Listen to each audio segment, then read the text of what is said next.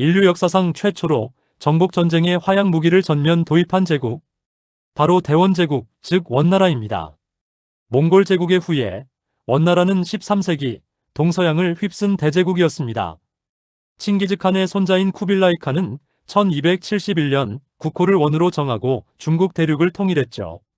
하지만 원나라의 팽창은 여기서 멈추지 않았습니다.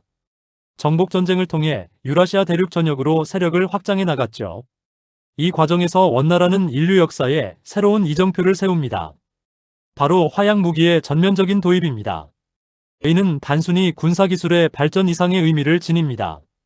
전쟁의 양상을 근본적으로 변화시키고 인류 문명의 흐름에 거대한 영향을 미치는 사건이었죠. 당시 세계는 냉병기 중심의 전쟁 양상을 보였습니다. 칼, 창, 활과 같은 무기가 주를 이루었죠. 전쟁은 병사들의 개인적인 기술과 용맹함에 크게 의존했습니다. 그러나 원나라는 달랐습니다. 몽골 기병대의 강력한 기동력과 함께 화약 무기를 적극적으로 활용한 것입니다. 이는 전쟁의 판도를 완전히 바꾸는 혁신적인 시도였습니다. 몽골의 뛰어난 기동력과 화약 무기의 강력한 화력이 결합되면서 기존의 전쟁 방식은 무력해졌습니다. 원나라는 이러한 혁신을 통해 강력한 군사력을 구축하고 광대한 영토를 정복할 수 있었습니다. 그렇다면 원나라는 어떻게 화약 무기를 전장에 도입했을까요? 원나라는 다양한 경로를 통해 화약 기술을 습득했습니다. 13세기 초 중국에서 화약이 발명된 이후 몽골군은 이를 빠르게 받아들였습니다. 몽골군은 정복 과정에서 화약 기술을 가진 기술자들을 확보하고 그들의 지식을 활용하여 화약 무기 개발에 박차를 가했습니다.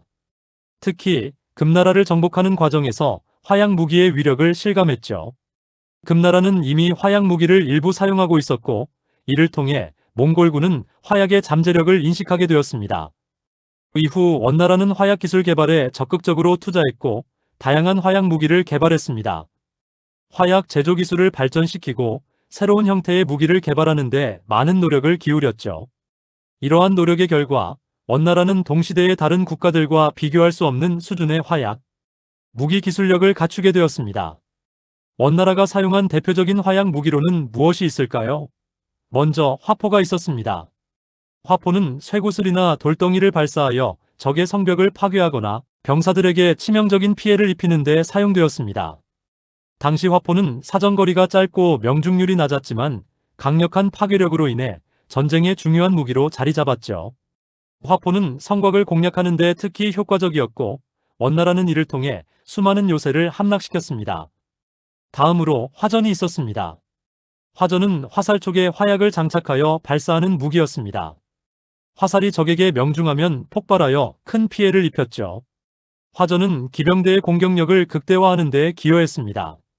특히 기동력이 뛰어난 몽골 기병대는 화전을 활용하여 적의 보병 부대를 효과적으로 공격했습니다. 또한 지뢰 역시 원나라 군대의 주요 무기였습니다. 지뢰는 땅속에 매설하여 적의 기습을 막거나 보병 부대에 큰 타격을 입히는 데 사용되었습니다. 지뢰는 매복작전이나 방어전에 매우 유용했고 원나라는 지뢰를 활용하여 적의 공격을 효과적으로 방어했습니다. 마지막으로 수류탄의 일종인 철화포도 사용되었습니다.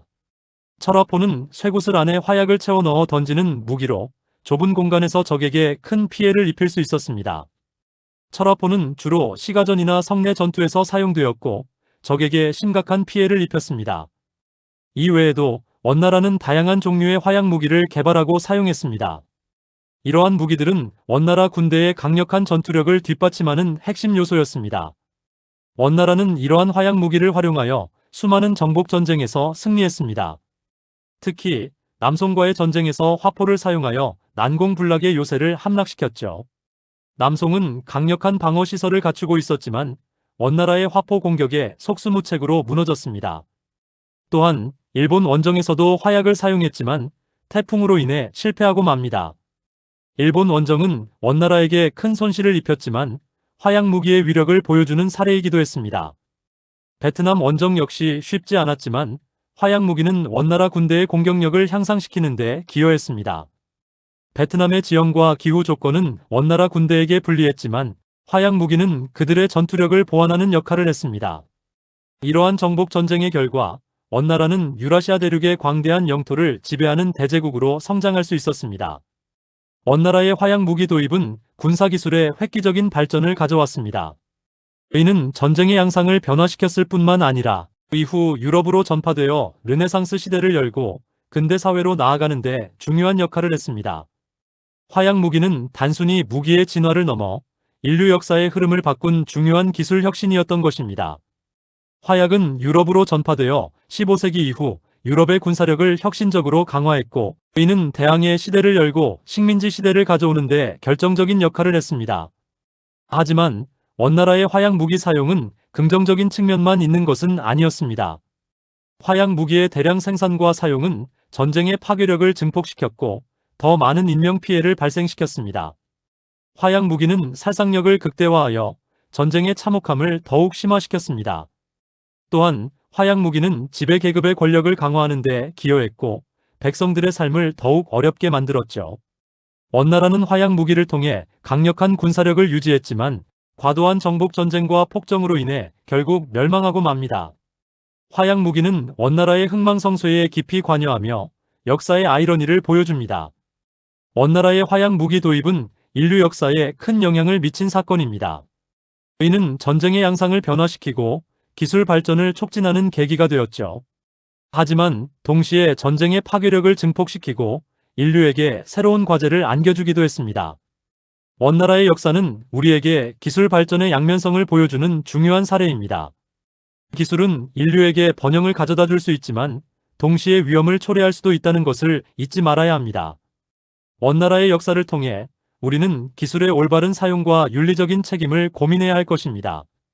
오늘날에도 우리는 과학기술의 발전을 통해 더 나은 미래를 만들어 나가고 있습니다. 하지만 동시에 기술의 윤리적인 문제에 대해 끊임없이 고민하고 책임 있는 자세를 갖춰야 할 것입니다. 궁금한 점이 있다면 언제든지 질문해 주세요.